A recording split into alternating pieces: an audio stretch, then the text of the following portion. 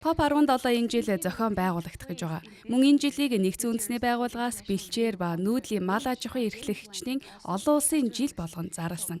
Тэгвэл Монгол улс энэ мөч, энэ боломжийг хэрхэн ашиглаж, малчдыг зөвхөн уур амьсгалын өөрчлөлт, газрын дороотолд өртөж байгаа бүлэг гэж харахаас илүүтэйгээр Монголын газар нутгийн идэвхтэй хамгаалагчид мөн шийдлийн нэг хэсэг гэдгээр нь олон улсад харуулж чадах вэ? Тийм ээ. Миний бодлоор та миний асуултад аль хэдийн хариулчихлаа. Малчид бол манай газар нутгийн хамгаалагчид. Тэгээд тэд маш их туршлагатай хамгаалагчид байдаг. Монгол бол олон мянган жилийн нүүдлийн үйл уламжлалтай орн. Тиймээс танаа малчид газрыг хэрхэн тогтвортой байдлаар ашиглах талаар асар их мэдлэг хөрвүүлсэн байдаг. Тэд газрыг хэрхэн сэргээх, хэрхэн зөв зохистой удирдахыг мэддэг. Эдгээр малчдын бүлэг малчдын нийгэмлэгийг харахад тэд малаа нэг газраас нөгөө газар руу авч нүүдэлдэг. Ингэснээр өв сургамал дахин сэргэх боломжтой болдог. Мөн тэд мал сүргийнхээ бүтцийг тодорхой байдлаар зохицуулдаг. Жишээлбэл хонь ямааны харьцааг авч үзэж болно. Тэд энэ бүхэн тогтвортой байхын тулд ямар байх ёстойг сайн мэддэг. Гэхдээ өнөөдөр бидэнд тулгарч байгаа нэг асуудал бол малчид тэдний гэр бүл хамт олон маш их дарамтад орж байгаатай холбоотой юм. Энэ дарамтаас болж бид газраа тийм ч тогтвортой байдлаар ашиглаж чадахгүйд хүрч байна. Бид уур амьсгалын өөрчлөлтийн дарамтад байна. Уур амьсгалын өөрчлөлт газрынхаа сэргийх чадварыг аль хэдийн сулруулж байгаа үед та малаа тоо толгой болон бүтцийн хүрээнд хэрхэн зохицуулахаа илүү сайн, илүү ухаалаг шийдэх шаардлагатай болж байна. Мэдлэг бол байгаа. Малчид үүнийг мэддэг. Тиймээс бидний хувьд тэдэнтэй хамтран ажиллаж үр дүнд хүрэх нь маш чухал гэж бодож байна. Бид өөр амжиргааны боломжуудыг хамтдаа бий болгож чадах эсэх мөн тэднийг цочрол, эрсдэлд илүү төсвөртэй болгох илүү сайн арга замуудыг олох хэрэгтэй. Үүнд зуд, ган гачгийн талаар бодох хэрэгтэй. Тэд шийдлийн хувьд маш чухал хэсэг юм. Цаашид байгальд суурилсан сайн шийдлүүдийг боловсруулахад малчид маш чухал үүрэгтэй. Монгол улс мал аж ахуй бэлчээрийн менежментийн урт удаан хугацааны уламжлалтай. COP17-гийн үеэр газрын дороотол, уур амьсгалын сорилттой тулгарч байгаа бусад улс орнд Монголын ямар туршлага, ямар сургамж нь илүү үнцэнтэй байж болох вэ? Тийм ээ. Үүний өмнө танад мэдлэг бий. Танаа малчид орон нутгийн хамт олон газрыг хэрхэн нөхөн сэргээх талаар мэдлэгтэй. Мөн танад маш сонирхолтой туршилтын төслүүд бий. Бэлчээрийн чиглэлээр эхлүүлсэн ажлууд байна. Бэлчээрийг хэрхэн нөхөн сэргээх, малчдын амжиргааг баталгаажуулах шинэ арга замуудыг хэрхэн бий болгох талаар туршлагууд байна. Тиймээс эдгээр туршлага дэлхийн нийтэд хуваалцах нь чухал. Ялангуяа Монгол бол нүүдлийн соёл уламжлал нь маш хүчтэй байдаг улс.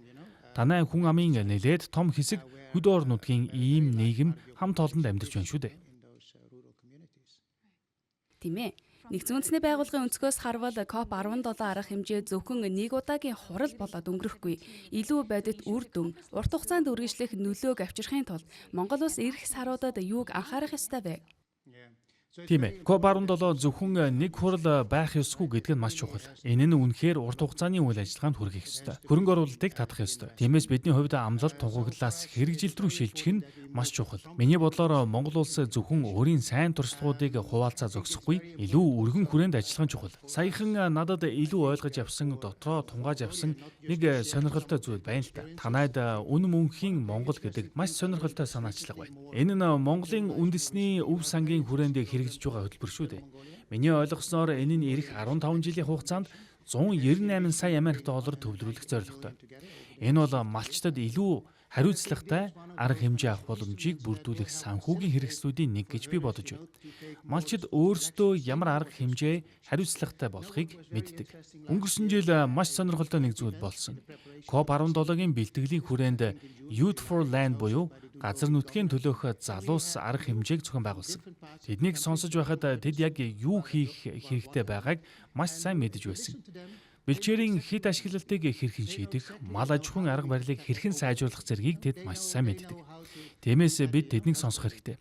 Мөн эдгээр дуу хоолой COP17 дээр сонсогдно гэдэгт би үнэхээр найдаж байна. Тэгэхээр шийдэл нь малчтад өөрсдөд нь байна гэсэн үг үү? Тийм ээ. Малчид орон нутгийнхан юуг яавал илүү сайн гүйцэтгэж болдог талаар олон жилийн мэдлэг туршлагатай гэж би боддог. Монголоор явхдаа би малчидтай уулзахыг малчин өрхүүдээр зочлохыг тэдэнтэй ярилцахыг хичээдэг. Саяхан би говийн их дархан цаазд газар очсон. Тэдээс гараад говийн гадна талд зарим малчидтай уулзсан. Надад үнэртэж байсан зүйлийг юу болохыг би асуухад тэд тайлбарж өгсөн л дөө. Би тэднээс энэ ямар учиртай үнэр вэ? Би яг юу үнэрлээд байна вэ гэж асуусан. Тэр нь зэрлэг сонгины үнэр байсан байна лээ. Тэгээд тэд сонсдоо яв. Манад энэ хамгийн сайхан амттай хоньны мах байдаг гэж хэлсэн. Учир нь хонин зэрлэг сонгин иддэг юм байлээ. Зарим хүн үүнээс болоод би тийм махан дургүй гэж хэлж байж магадгүй. Тэгэхээр тэнд ургаж байгаа ургамал өвснөөс шалтгаалаад махны амт хүртэл өөр байдаг. Малчид үүнийг маш сайн ойлгодог. Мөн үүнийг хэрхэн хамгаалахыг сайн мэддэг. Гол асуудал нь өнөөдөр тэдэн дээр маш их дарамт ирж байгаа явдал. Тиймээс бидний хувьд хамтдаа эдгээр орон нутгийн хамт олонтой ажиллаж тэднийг байгаа газарт нь хэрхэн илүү тэсвэртэй, илүү тогтвортой болгох вэ гэдгийг харах нь маш чухал. Тийм ээ, бэлчээрийн талбай бол асуудлуудын нэг нь мөн энэ нэг төрлийн шилжилт, байрлалын тэнцвэргүй байлаа гэж хэлж болох байх. Энэ нь таны саяны хэлсэн үгтэй холбоотой гэж бодож байна. Тэгвэл бид хэрхэн тусалж чадах вэ? Ирэх 10-20 жилийн хугацаанд үүнийг хэрхэн засаж шийдвэрлэж чадах вэ? Миний бодлоор хамгийн түрүүнд бид малчид болон тэдний орон нутгийн хамт олныг маш анхааралтай сонсох хэрэгтэй. Мөн уламжлалт мэдлэгийг орчин үеийн хэрэгслүүдтэй хослуулах хэрэгтэй. Жишээлбэл Монгол улс дижитал чиглэлээр нэлээд сайн ажиллаж байна. Уг өгдөл нотлогоонд суурилж ажиллах, түүнийг уламжлалт мэдлэгтэй нэгтгэх боломж бий. Гэхдээ бид эдгээр гэр бүлүүдэд бодит урамшуулал, бодит боломж олгох ёстой. Тэд илүү сайн амьдралын чанартай байхын тулд орлоготой байх хэрэгтэй. Тэд альва цочрол эрсдэлд төсвөртэй байх хэрэгтэй. Тиймээс бид тэдгээр газарт илүү их орлого авчрах арга замыг нээлж олж өгөх ёстой. Одоогоор тэд танай эдийн засагт мах, ноос, ноолуураар маш чухал хувь нэмэр оруулж байна. Магадгүй аялал жуулчлагч бас харах хэрэгтэй. Аялал жуулчлал байна шүү дээ.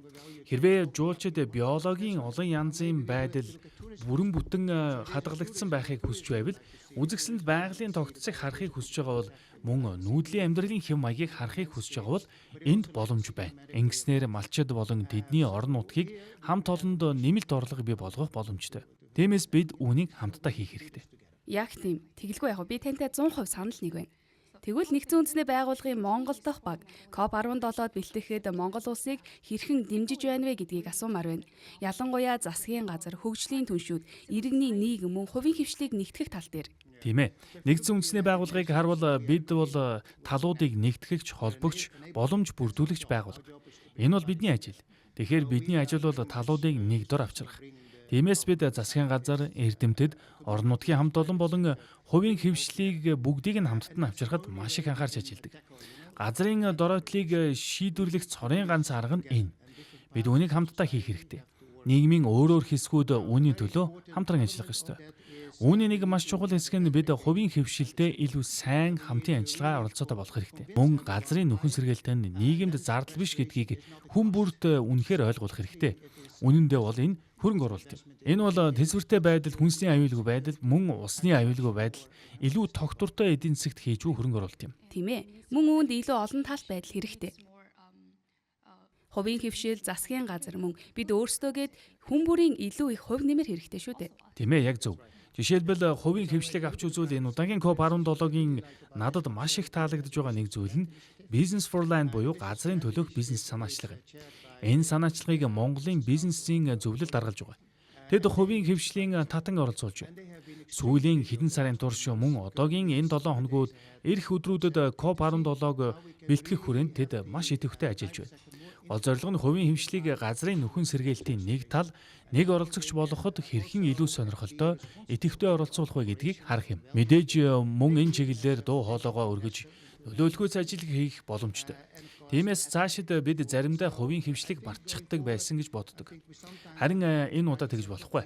Хувийн хвшил бол газрыг нөхөн сэргээхэд маш чухал бүрэлдэхүүн хэсэг юм. Таны хэлж байгаачлан энэ тохиолдолд хөрөнгө оруулагчид хөрөнгө оруулалт хамгийн хэрэгтэй салбаруудын нэг болж байна. Тиймээс энэ тулгарч байгаа сорилтуудын нэг нь яахын аргагүй санхүүжилт. Тэгвэл COP17 хөдөө орон нутгийн иргэдийн газрын нөхөн сэргээлт, тогтвортой хөдөө аж ахуйд хөрөнгө оруулалт болоод бодит дэмжлэг татахад хэрхэн тусалж чадах вэ? Тийм ээ. Бид тэднийг COP17 дээр нэг дор авчрах хэрэгтэй. Миний бодлоор COP17 яг үүнийг ч хийж байгаа. Хэрэв үйл ажиллагааны хөтөлбөрийг нь харуул COP17 2-7 хоног үргэлжилнэ. Сүүлийн 7 хоног нь нэг өсөндөө Action Week буюу үйл ажиллагааны хэрэгжилтийн 7 хоног байна.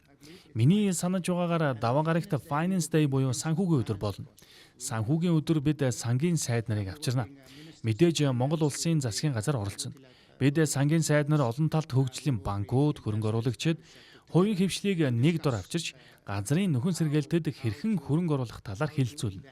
Мөн шин загваруудын талаар, холимог санхүүжилтийн талаар, бас эрсдлийг бууруулах талаар болон амжилттай хэрэгжсэн туршилтын төслүүдийг хэрхэн өргөжүүлэх талаар ярилцсана.